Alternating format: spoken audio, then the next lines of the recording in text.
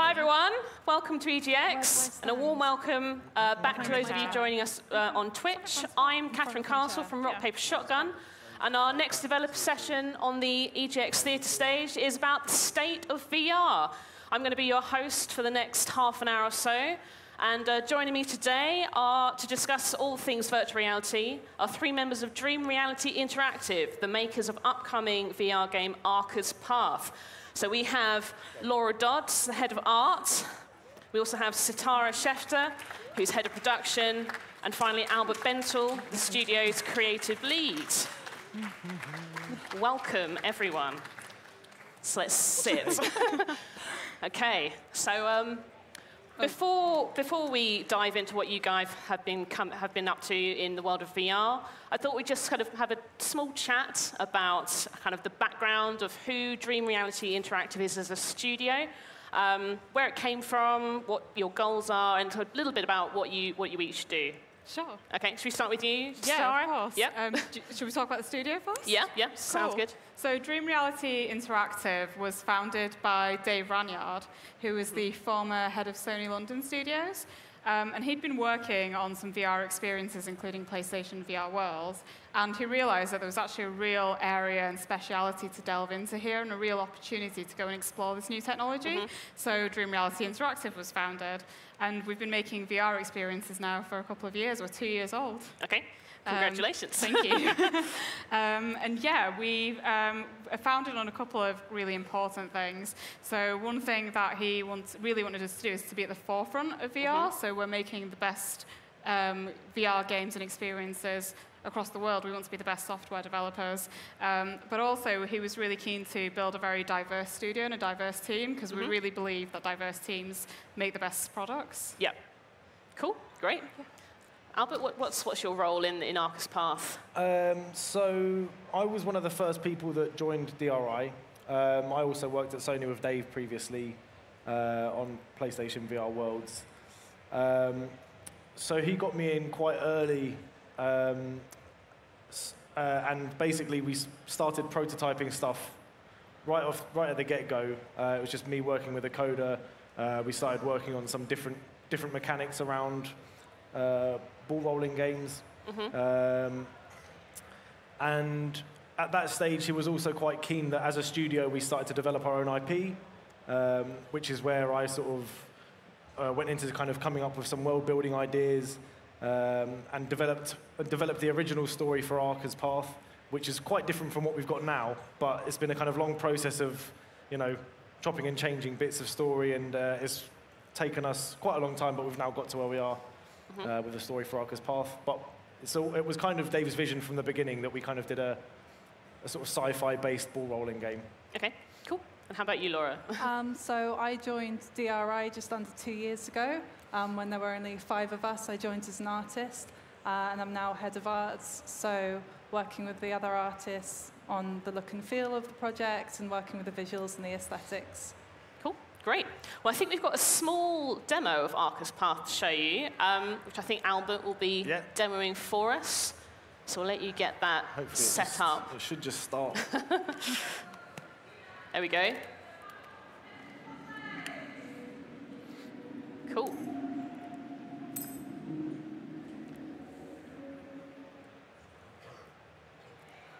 So we'll wait for that to load.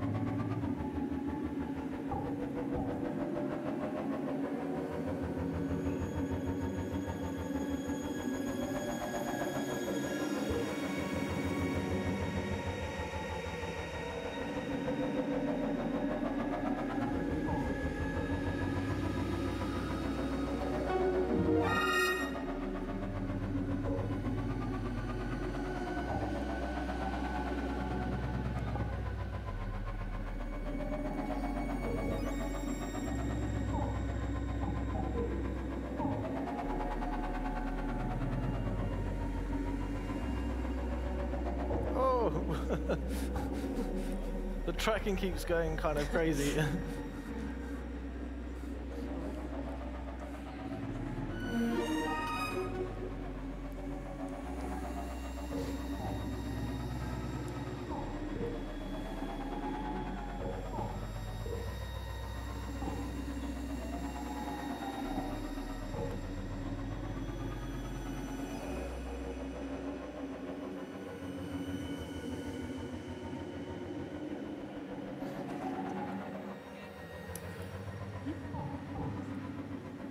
Start talking? Yeah, okay.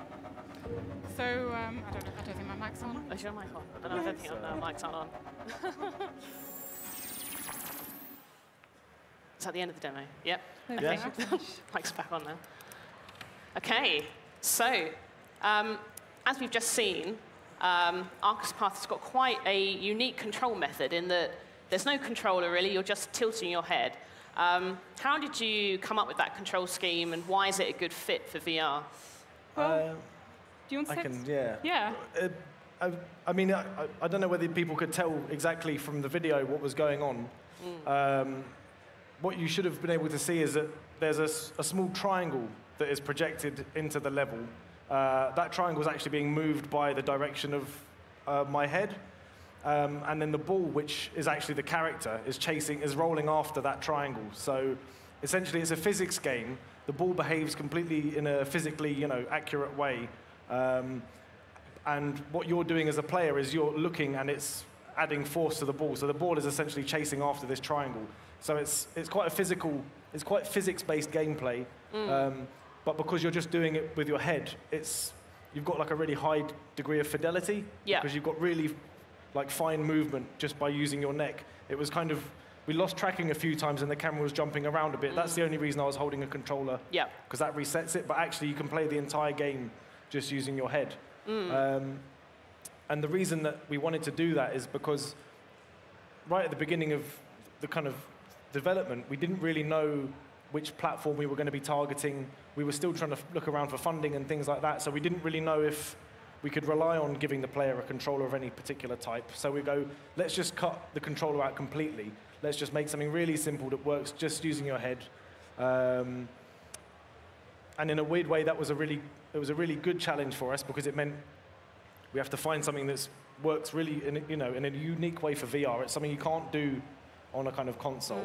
And I think actually as a result of giving ourselves that constraint, it's turned into quite an interesting mechanic, and it's something that is very quick to teach, and it's kind of quite gettable. Yeah, so I guess we really wanted to make a game as well that's quite accessible. So, some people have difficulties holding controllers, and especially, if you've been playing games for a while, you might get tired of holding a controller, where actually you're literally just sat with a VR headset on, and it's all just about your head movements. So there's no controller input at all, which means it's accessible to a much bigger audience. Yeah. Yeah, and kind of, is it difficult to do that as opposed to making a game that does have normal controller kind of controls, as it were? Not really. I mean, essentially, like the way these things work is it takes an orientation of a camera in a game, and it takes the position. All you're doing, and it's only the same as taking an up or a down on a thumbstick. It's not vastly different from that, basically. You're just taking that thing and applying it to some variable in the game. So it's just connecting numbers up. And I guess interestingly as well, quite early on, this was one of the mechanics we solidified very early on. So we did a lot of user testing and found that people could just pick it up and play it, and they understood what to do. Yeah. So I think we designed the rest of our game around that. Yeah. And kind of how long, roughly, have you been working on it, and kind of what were the inspirations behind not only the kind of the ball rolling, but also kind of like the setting and all that sort of stuff that goes with it? Well, I guess the game's gone through quite a few iterations. I think in terms of aesthetics, it sort of followed the development of the narrative. So in its latest incarnation, it's very much a sort of sci-fi fairy tale.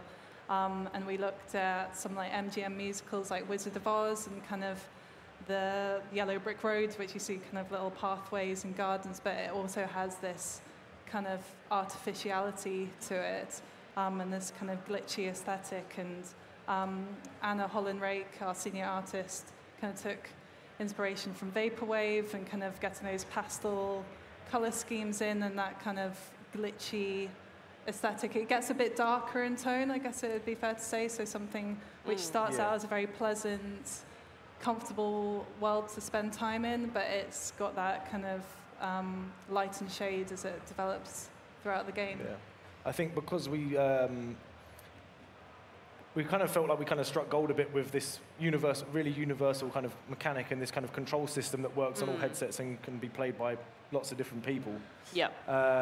And we kind of wanted to keep the story almost just as simple as that as well. So like you'll notice that there isn't any kind of dialogue. It's all told through images and kind of the motion of those little cutscenes that you can see. We kind of, that was something that was kind of important for us, is to kind of keep it simple, but keep it really clear and keep it accessible, And I guess as well, the soundtrack's been something that's really important to us, because we wanted to make something that really was immersive, and sound's absolutely vital to that. So the soundtrack's been composed by Rafferty, who's signed by Ninja Tunes as well.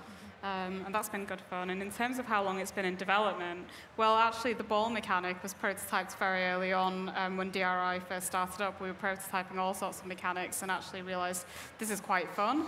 But it went into full production when Rebellion signed it back in January. So it's been about, 9 months of fun making this game. Yeah, cool.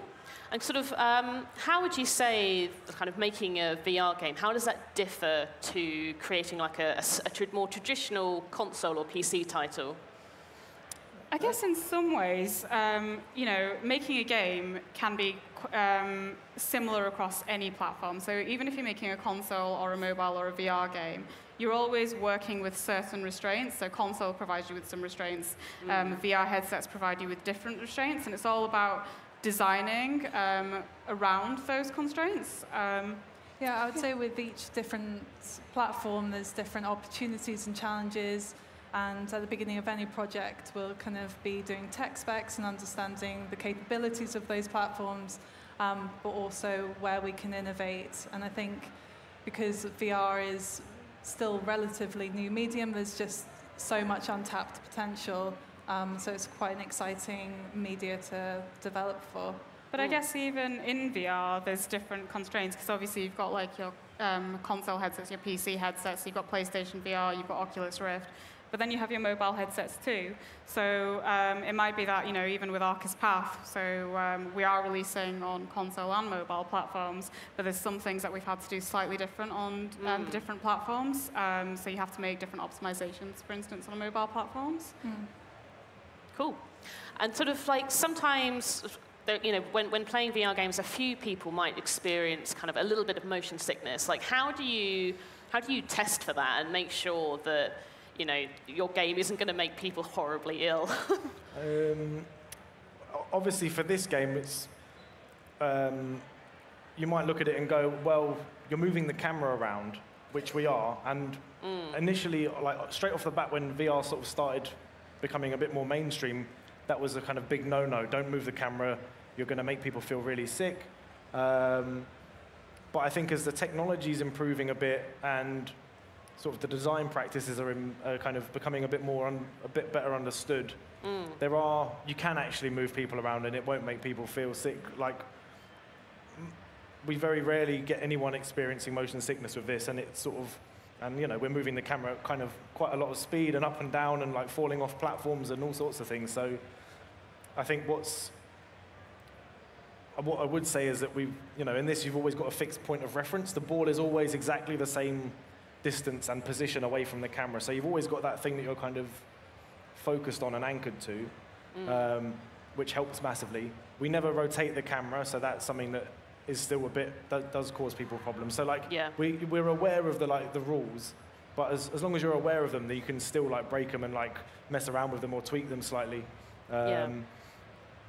We've done loads of work on making sure it doesn't make people feel ill, though. It's like really important. If people put it on and feel sick, then they're not going to play the game. So. Yeah. Do you have to kind of, is it a case of just getting lots of people to test it and see how they react? Yeah, basically. Yeah. I think. And also, if even some people who are really experienced with VR, they'll still feel ill. Some people are just, they're just built that way, I guess. Like, so if you've got someone in your studio who you know is prone to it, make them test it. Yeah. Sometimes me. Yeah, sometimes it's... Well, also, since we're developing, we're playing it all the time. I mean, I don't think we'd be able to stomach developing a really uncomfortable game if, every time there's a bug, I need to play test and then I'm feeling sick. So I think quite early on in the process, you end up with quite a comfortable experience. Well, I guess we designed, we took it into design consideration at the very beginning as well. Our head of design actually has done a lot of research into motion sickness when VR first came out. So there was lots of things where he said, we can do these things, but we need to work around these things. And I think that was a really useful baseline to set.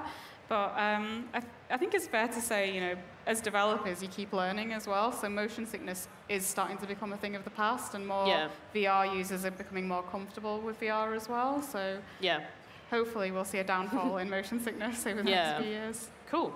And sort of, do you feel like now that we've had a couple of years of, say, VR being like the headsets are been available for a couple of years now, and obviously, the mobile headsets, they've kind of, shot through the roof in terms of sales. Are the development lessons that, that have kind of evolved during that time, do you think that there are now a kind of solid set of rules that everyone kind of knows, or is it still an evolving process? I think it's evolving still, but it's, I don't know, to me personally, it feels like it's less about what you can't do now, more about you can do more stuff. It's not it's becoming a bit freer, a bit more open about what you can do. Or maybe it's just a case of you, as developers, you just know you would never do that because that would be crazy. Yeah. It's not even something that you have to be told not to do. You just, it's a different, it's similar in loads of ways to other gaming mediums, but actually it is quite unique, and you kind of just, as a developer, you go, you know what works for this platform now, and you play to its strengths. Yeah. Have there been any other kind of VR titles over the years that have really caught your attention, that have sort of stood out as something special? Well, every few weeks in the studio we do like competitor analysis, and our head of design brought to our attention Static. So this game where you've got you're kind of in a laboratory and people are kind of experimenting on you, I suppose. It sounds unpleasant, but it isn't. And you have your hands locked in a box and you've got to kind of solve these puzzles. I thought that was, really a brilliant, incredibly designed project. That was very inspiring. I've recently bought my first Vive. Which is crazy. I've been making VR stuff for like 5 years. The first VR headset I owned was a Oculus DK1 when I was a student, and was making stuff for it back then. And since then, I've just used VR headsets at work, and I've only just 5 years later finally bought my own VR headset. So I've just got like a huge back catalogue of games that I've been going through, which has been great fun. I've been sort of playing all this stuff I've been wanting to play for ages. So like, just been playing like some Fallout VR and Doom VR, and the Rick and Morty game is really hilarious. There's loads of good stuff out there. How about you, And Tara? actually, I mean, if I'm completely honest, recently I've been playing Spider-Man, so that's not a VR game, but fair enough. That's what I've been into recently. And sort of how well as I say, now that we've kind of had a couple of years with VR, like, how do you think that the industry as a whole is doing? Like, is it doing well? Is it a healthy environment? I think it's fair to say, yeah, it's been around for a few years. It's still developing. I think with any industry, you see this initial boom, you see this initial spike, and then you see a little bit of a drop, but then it steadily starts growing again. And I think it's fair to say the VR industry and the development side of it as well is improving, and that's why we've got publishers backing us like Rebellion now, who are coming to sign these VR games. We've just had the release of Oculus Go, which is a headset, obviously, which you don't have to take your mobile and stick it in something. You don't have to connect it to a PC. It's really accessible. And also, just, there's experiences that are starting to be outside of gaming, too. So, last year, we worked on a project called Hold the World in association with Sky and Factory 42, and that featured Sir David Attenborough. And that's great because it's this educational kind of experience that's been featured in the Natural History Museum. And people that have never used VR before are able to now go and get their hands on VR and play it for the first time. So it's almost starting to become more of the norm. Yeah. And do you think... Oh, sorry, I was just going to say, Albert was actually, we were talking about this earlier, it's just such a good space for indies and startups. We're a company, we're only 2 years old. We've, Hold the World, and also Arca's Path has given us the opportunity to work with Rebellion. Yeah. So I think it's a really good space for young companies to kind of make a name for themselves and kind of grow faster than they might do if they were sort of competing against larger companies. I think there's still sort of, for some of the bigger publishers, there's still a bit of risk involved in terms of how much they would normally spend on a project. Yeah. The chance of them getting the same level of return that they're used to is quite low. So they kind of, in a quite a convenient way, they've almost taken a step back and allowed the smaller companies to run in and fill that void.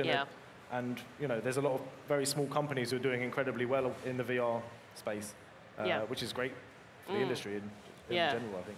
Do you think mobile headsets like the Oculus Go, do you think that they will kind of spur VR kind of forward even faster?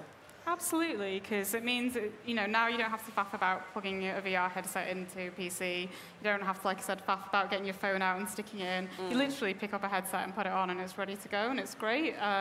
We've seen a lot of people, just come into the studio and try it on and go, oh, where are all the wires? And it's like, actually, there aren't any. You can just put it on and play, and it makes it more accessible to everyone. Yeah. And sort of, do you think that having kind of the or rather, is it kind of developing for, say, Oculus Go? Are there different development constraints, say, than developing for the Oculus Rift? Is it a different? How do you have to kind of tailor the experience for the different platforms? I think there are. There are. I mean, again, with Arca's Path, because we know that we wanted to target both, we were like, we can't take advantage of the kind of positional tracking that you get with some of the headsets. Because we don't want to have the gameplay be different on the different platforms. So I guess if you were developing something that's purely for the Go or the Gear, which doesn't have positional, you definitely have to take that into account. Yeah. And from an art perspective, each different bit of hardware is going to have different capabilities. So we'll do different tech specs in terms of poly count, and also there might be things like the color space is different, and so something looks like very vivid green, and then it's actually quite dull colors in another platform. So there's, on an art side, I think you want to know up front what platforms you're developing for. Yeah. But it's just the same as with any other media, really. There's different kind of opportunities and constraints. And sort of, where do you think VR games will go from here? I think they're going to keep getting better, because you've got more developers now working in the VR space. There's more people learning. So it's like with any new technology, right? Things keep getting better, things keep improving. And I think that's absolutely true of VR, and that's what's going to keep happening. I think we're going to see some really great AAA quality titles coming out to VR as well over the next few years. Yeah. Particularly as the hardware gets better as well. You're seeing the likes of Oculus releasing new headsets. That Sony are going to be working in that space too. So over time, everything is going to keep improving and making for greater experiences, I think. Yeah. Another thing we really enjoyed is the sort of location-based experiences as well. So we went and did The Void Star Wars kind of. The Star Wars Yeah. in Westfield. And that was really exciting, kind of the challenges of a physical space and how you can go back and forth, but it feels like a totally different space virtually. So Yeah, I guess it's, in a weird way, it's like any kind of computer system, really. You'll have your like small mobile phone, or you'll have your like big at home, like powerful PC, or you know, you'll have your out of home stuff, I guess, like arcades. There's kind of different sectors within, there's different uses for VR, and each of them will have its own kind of form factor, I guess. Yeah. Even with regards to what you were talking about, like the Void experience that we went to do, you know, the fact that Star Wars, such a big IP, is in the middle of a shopping center, and you can put on a VR headset and a backpack, and we got to run around like stormtroopers and shoot each other. That's great fun. And the fact that that was open to the public, you know, people just get to go shopping, and instead actually you end up running around as a stormtrooper, meeting Darth Vader, which is awesome. So that means things are getting better, and you know, I think location-based is definitely going to grow as well over the next few years. Yeah, great. Well, I think on that note, we've got a couple of minutes for questions from the audience. If you have any, if you could make your way to the microphone in that nice little spotlight there, that would be great. And a mic, yeah, there we go, there's a mic being brought out. And then if you could direct your questions to a member of the team, then they'll hopefully be able to answer them. Hi. Well, firstly, for that demo, it was the first example I've seen of using the headset really as a controller, as opposed to just a new perspective on anything. And in doing that, you've made quite possibly one of the most accessible games in the world, in regards to people who might not have full hand coordination, disabilities up to almost full paralysis. And firstly, congrats on that, that's absolutely awesome to see. And in the context of that, is there consideration, or would it be something you could include in future developments for visual processing? Because there's a lot of people who deal with difficulty in visual processing, especially if they're on the autism spectrum with some condition. And VR actually exacerbates that a lot because it's so, well, virtual as opposed to on screen. And the way your visual works, that kind of glitchy aesthetic of things popping in, lends itself very, very well, in my opinion, to being able to be toned down or scaled up, to be slower or simplified. And then if you included something like that, you could probably have something that just about everyone on the planet with functioning eyes could play. Is that something you'd look into in future projects, or be looking at as a future development on this one? I mean, it's a really good question. It's something that we, like you said, the way that those things appear and like grow like that, that's completely an aesthetic choice. And if we were to take that away, the gameplay would still be exactly the same. We wouldn't lose anything from that. So there's absolutely no reason why we couldn't do that. It isn't currently something that we've kind of provisioned for. I mean, I guess we're a startup, and we're kind of trying to.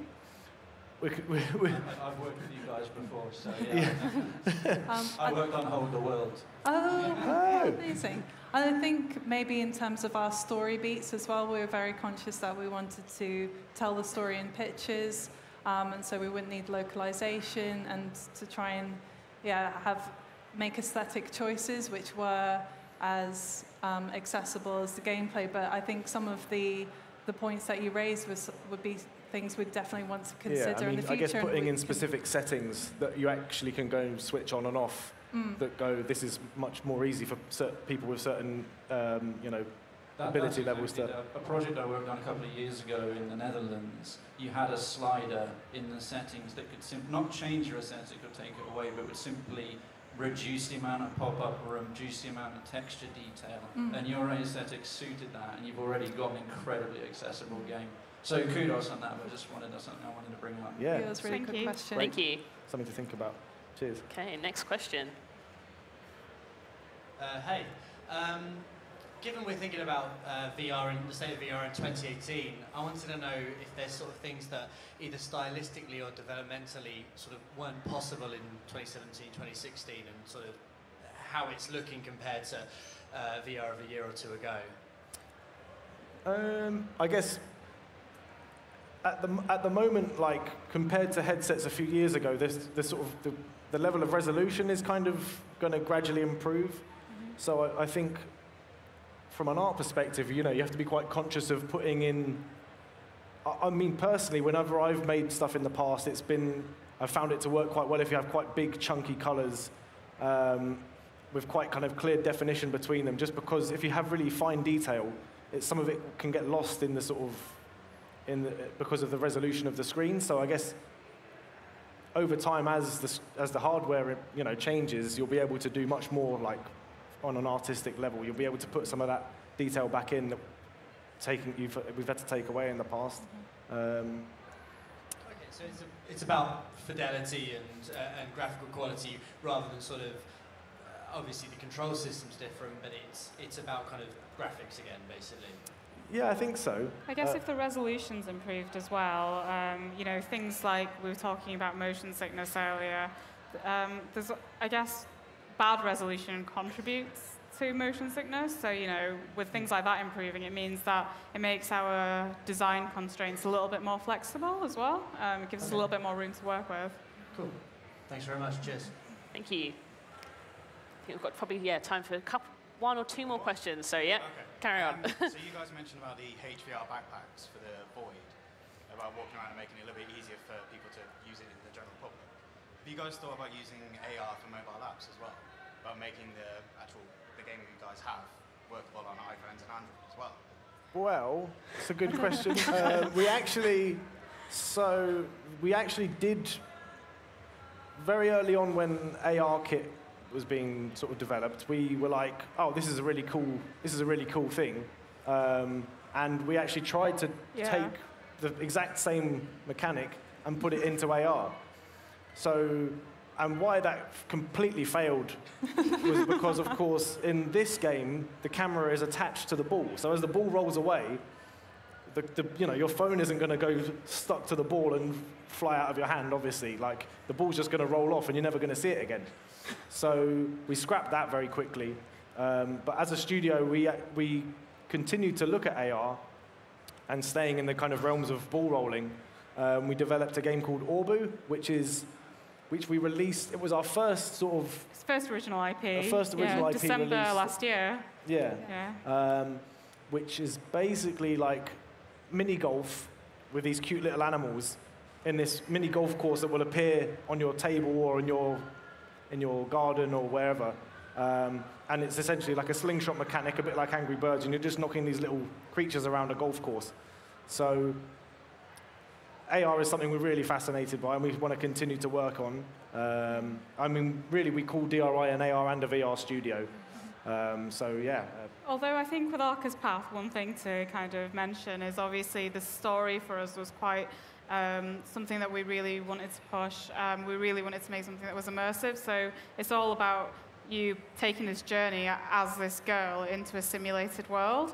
And I think that would be a hard thing to recreate in AR, because in VR, you are in this simulated world. Whereas if you were playing it on AR, it's about what you see in the phone, and what you see through the lens of the phone. So it'd be hard to recreate that experience as well. So yeah, we went for VR. Cool. I think this is final question. I work for an education company, and my team and I came here today to get some information for our company magazine. So I'd just like to know would you say there's a market for a degree in VR development and design? Look, we already have degrees, for games development and design, and we're seeing some incredible students coming out of that, taking great roles on in the industry, and that's fantastic because it means we're getting more people from different backgrounds coming into the industry as well.